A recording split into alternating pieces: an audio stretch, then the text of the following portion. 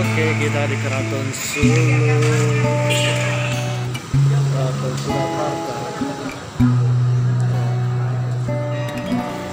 Kemana langkahku pergi, selalu ada bayangmu.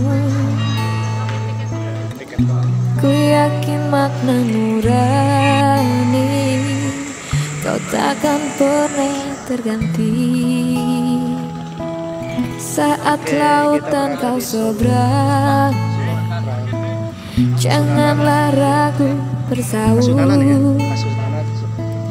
Ku percaya hati kecilku, kau takkan berpaling.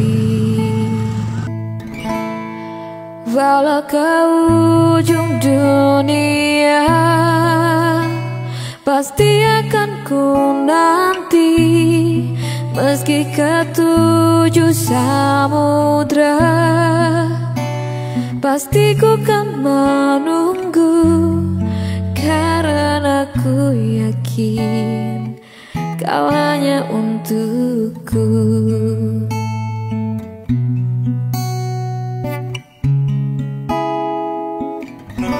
Kemana langkahku pergi, selalu ada bayangmu. Ku yakin makna nurani, kau takkan pernah terganti.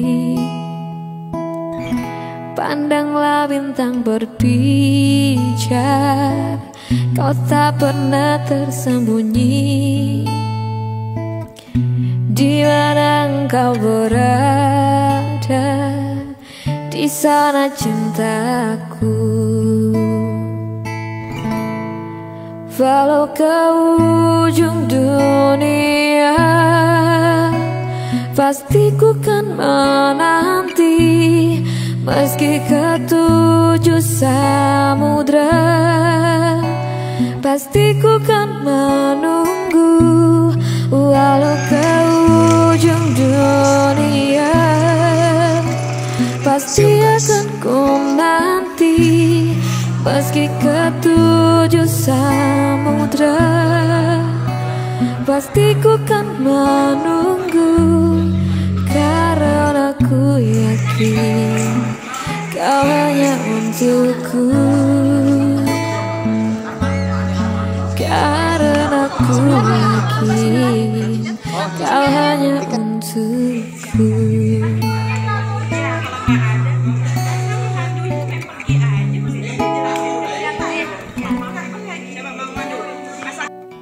Udah ya, dari Tasikmalaya. Iya. Oh sekarang. Iya.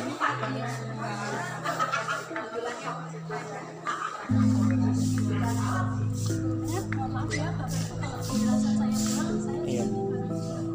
Iya, dengan siapa ini? Ada siapa? Saya namanya Clara. Clara. Jessica Saudaranya. Saya membantu Bapak Ibu di sini. Di sini ada beda. Iya. Dulu pernah dipakai sekitar 40 prajurit-prajurit yang di sini. Iya, iya. Di sebelah sini ada kunci-kuncinya yang dari Cina, jadi berbeda bentuknya dan berbeda suara. Jadi kalau misal ketujuh itu ada suaranya berbeda-beda. Iya, iya. Seperti gamelan.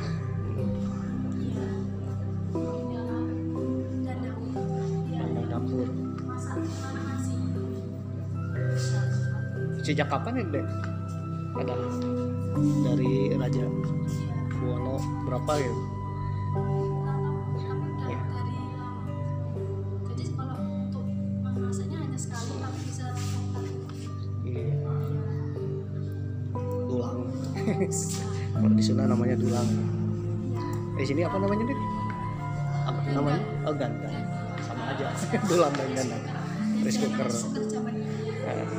Gandang dan dulang. Beda nama. Iya.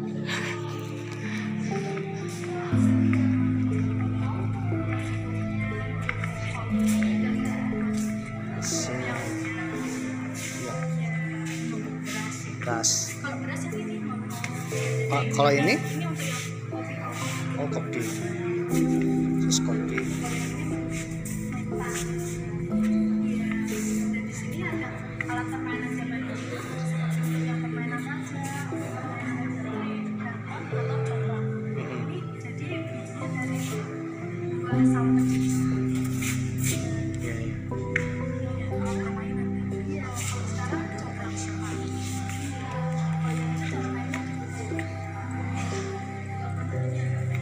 guncang. Kalau kemiri bukan? Kemiri bukan. Dia pakai kemiri. Nah, berarti ngadu muncang. Ya, kalau di tempat saya namanya ngadu muncang.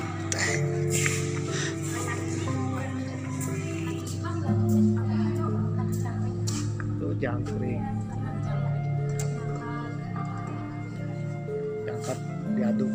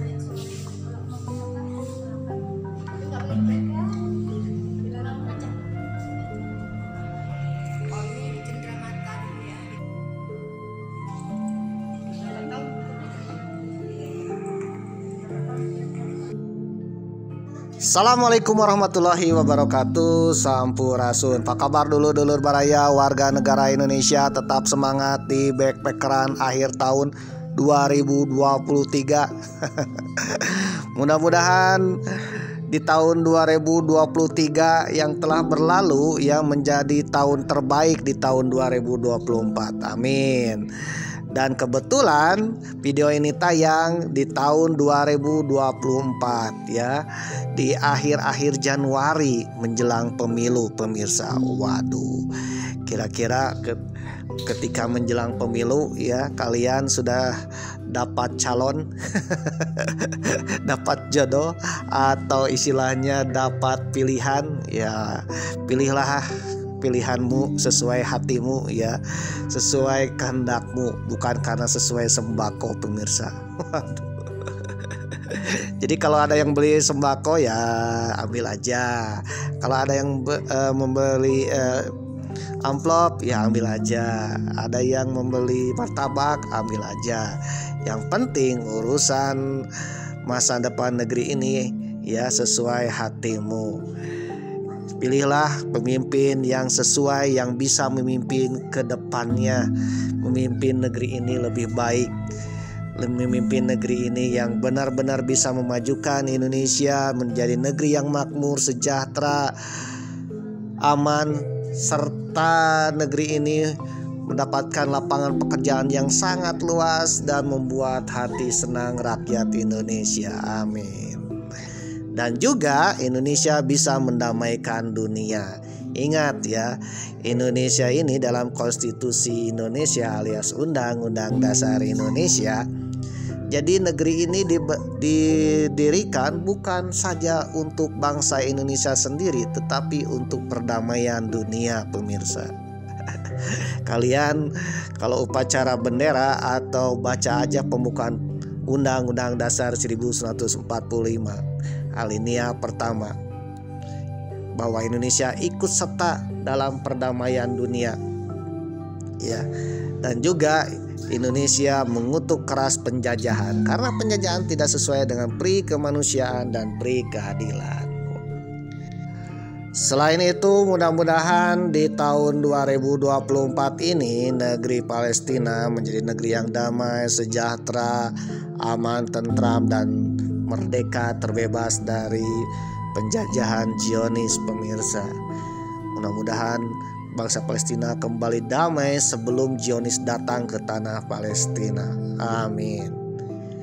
Oke, backpacker mania, kali ini Mamang sudah berada di Keraton Surakarta Hadiningrat di Keraton Surakarta Hadiningrat ini benar-benar luas sekali. Mamang turunnya di gerbang depan Keraton Surakarta Hadiningrat. Lalu kata penjaga di depan, kalau mau pengunjung wisatawan biasa alias bukan VIP alias bukan tamu, harus jalan kaki dulu ke samping pemirsa. Ya sekitar 100 atau 200 meter, tidak jauh lah dari situ. Dan pengunjung biasa hanya bisa memasuki keraton melalui Museum Keraton.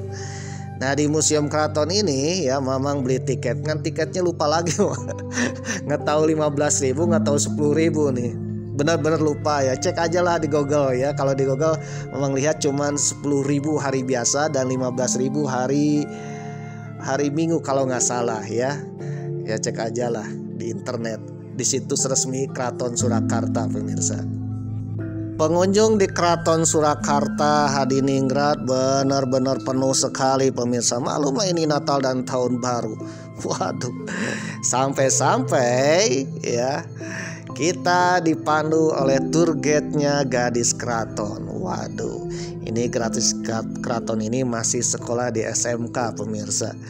Dan katanya sambil magang ya, ketika orang lain, siswa lain liburan, ini adek ini magang di Museum Keraton ini sambil melaksanakan PPL kalau di SMK ya.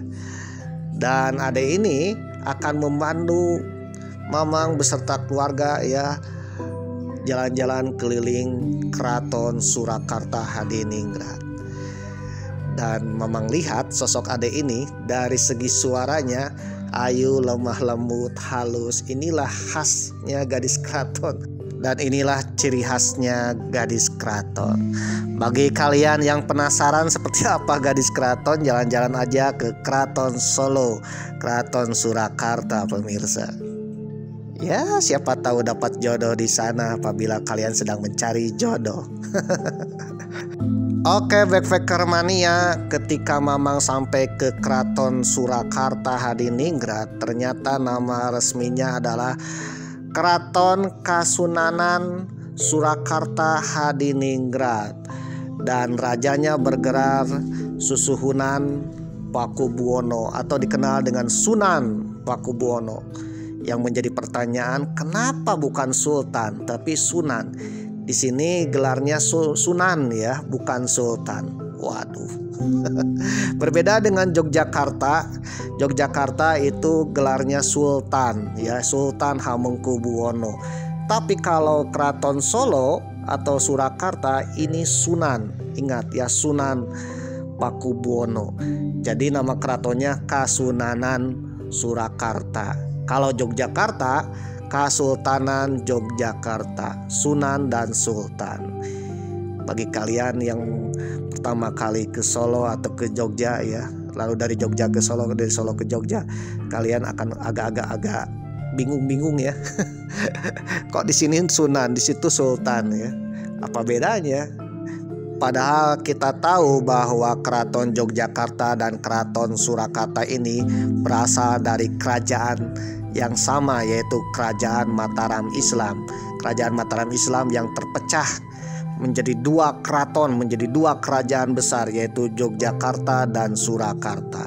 Tapi istilah penyebutan pemimpinnya, kalau di Surakarta itu Sunan atau Susuhunan, tapi kalau di Yogyakarta itu disebut dengan Sultan atau Kasultanan. Antara Kasunanan Surakarta dan Kasultanan Yogyakarta itu derajatnya sama ya, sama-sama kerajaan, sama-sama pewaris Mataram Islam. Ada Mataram Islam khas Keraton Yogyakarta, ada Mataram Islam khas Surakarta. Oke backpacker mania, sambil keliling-keliling bersama Mbak gadis keraton ini. Bagi kalian yang bingung siapa nih ya, ada tuh di deskripsi di video mamang ya. Itu namanya. Bolehlah buat adik-adik untuk kenalan, tapi mamang tidak tahu nomor WA-nya. Bagi kalian yang penasaran ya, datang aja ke Keraton Kasunanan Surakarta. Mamang akan sedikit membahas tentang Kenapa Surakarta bergelar Sunan sedangkan Yogyakarta bergelar Sultan? Padahal keduanya berasal dari kerajaan Mataram Islam, kerajaan yang sama yang terpecah menjadi dua. Kesultanan Yogyakarta dan Kasunanan Solo atau Surakarta Hadiningrat sama-sama berasal dari kerajaan Mataram Islam dan bercorak Mataram Islam. Namun gelar Raja Kraton Ngayogyakarta Hadiningrat atau Yogyakarta dan Raja Kraton Surakarta Hadiningrat atau Kraton Surakarta atau dikenal dengan Kraton Solo itu berbeda. Kenapa ya? Diketahui Raja Kraton Jogja bergelar Sri Sultan Hamengkubuwono. Ya, kalau yang sekarang mungkin yang berkuasa adalah Sri Sultan Hamengkubuwono ke-10. Sedangkan untuk Kraton Surakarta yaitu bergelar Sri Susuhunan atau Sunan Pakubuwono. Yang sekarang memerintah adalah Sri Susuhunan Sunan Pakubuwono ke-13. Dilansir dari Radar Jogja dengan artikel mengganti gelar dengan sebutan Susuhunan, edisi Rabu 19 Juni 2019. Raja-raja Mataram Islam sedari awal berkuasa tak pernah menggunakan gelar Sultan yang sekarang dipakai Sultan Jogja. Raja pertama Danang Sutawijaya memilih sebutan Panembahan, maknanya orang yang disembah. Gelar lengkapnya Panembahan Senopati Ingalaga. Senopati merasa tak percaya diri memakai sebutan Sultan.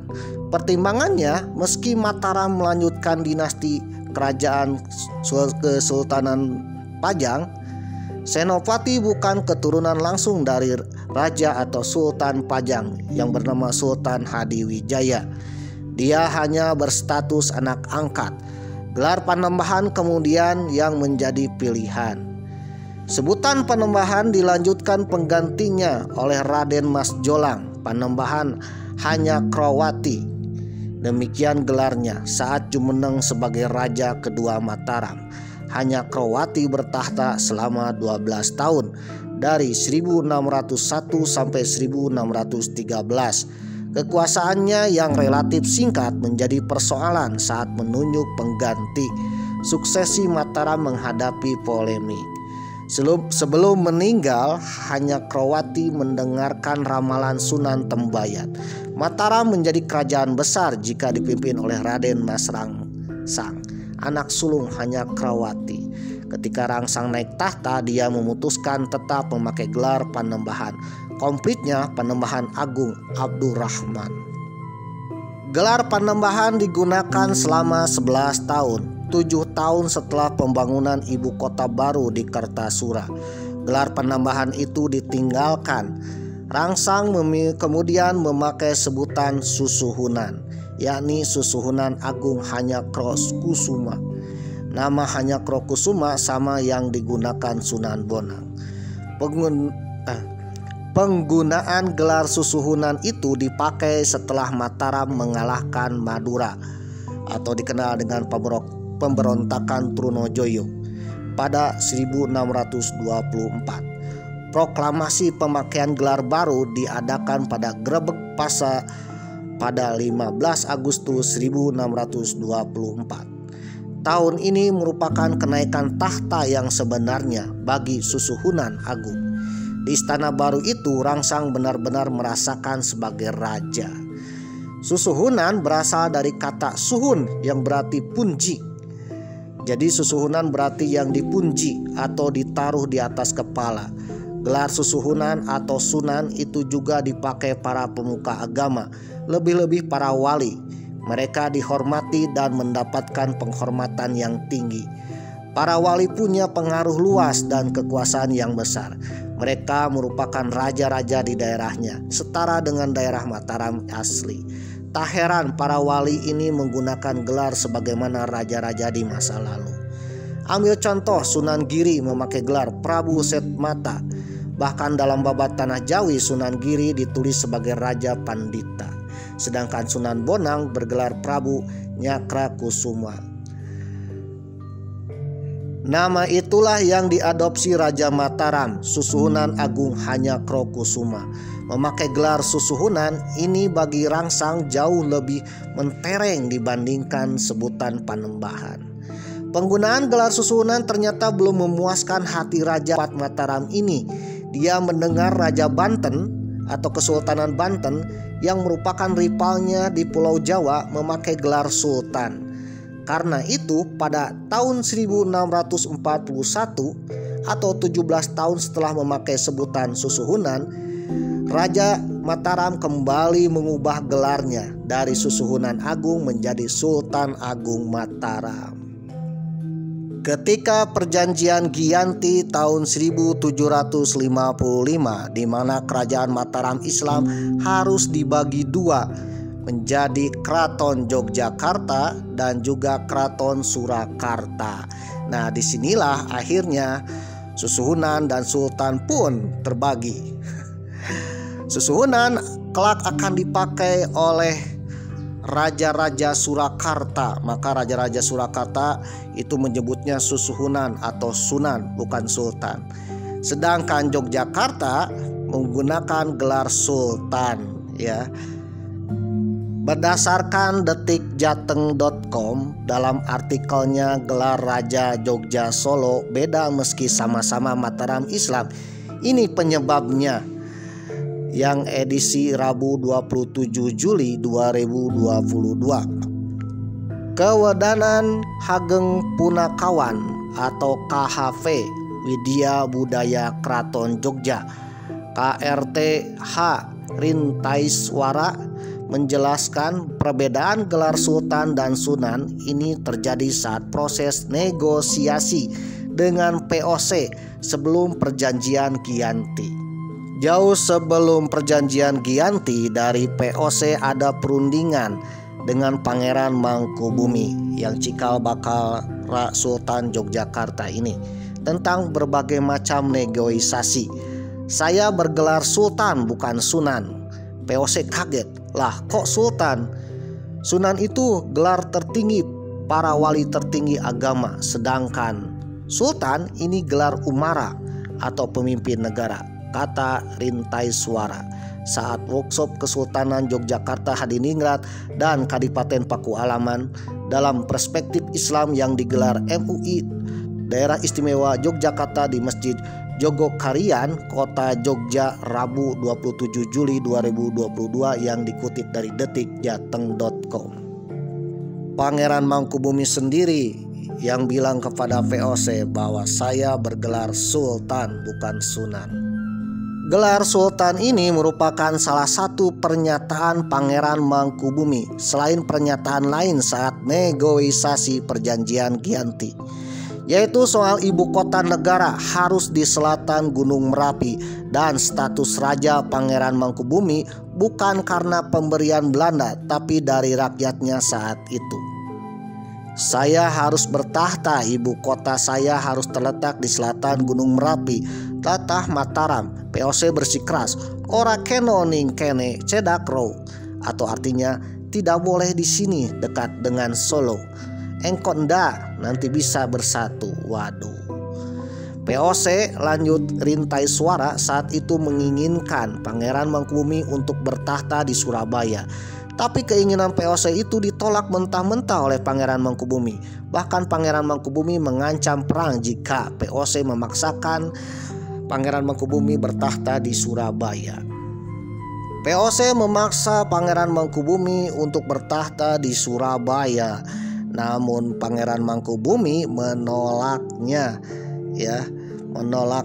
dan Pangeran Mangkubumi ingin mendirikan Keraton Yogyakarta di selatan Gunung Merapi. Kata Pangeran Mangkubumi, saya menjadi raja karena rakyat saya, wilayah saya yang saya rebut. Penduduk yang ada di situ adalah milik saya. Lanjut mengutip perkataan Pangeran Mangkubumi saat itu, yang dilansir dari situs detikjateng.com yang berjudul artikel Gelar Raja Jogja Solo Beda Meski Sama-sama Mataram Islam, Rabu 27 Juli 2022. Setelah perjanjian Giyanti, maka Kerajaan Mataram Islam terbagi menjadi dua, yaitu Keraton Yogyakarta yang dipimpin oleh Pangeran Mangkubumi. Kelak Pangeran Mangkubumi bergelar Sultan Hamengkubuwono dengan yang disebut rajanya dengan nama Sultan. Sedangkan yang kedua Keraton Surakarta atau dikenal dengan Kasunanan Surakarta atau dikenal dengan Susuhunan Surakarta dengan gelar Sunan Pakubuwono, dengan gelar rajanya disebut dengan Sunan, ya, Sunan Pakubuwono. Oleh karena itu akhirnya Keraton Yogyakarta dan Keraton Surakarta nama gelar raja pun berbeda, nama penyebutan raja pun berbeda. Kalau Surakarta rajanya disebut Sunan, kalau Yogyakarta nama rajanya disebut juga Sultan. Oke, backpacker mania, jadi jangan salah menyebut nama gelar raja ya. Sunan itu disebut kalau di Solo, kalau di Jogja itu Sultan. Ya mungkin kalau zaman Majapahit mungkin disebut dengan Prabu pemirsa. Tapi kalau sekarang mungkin nyebutnya presiden.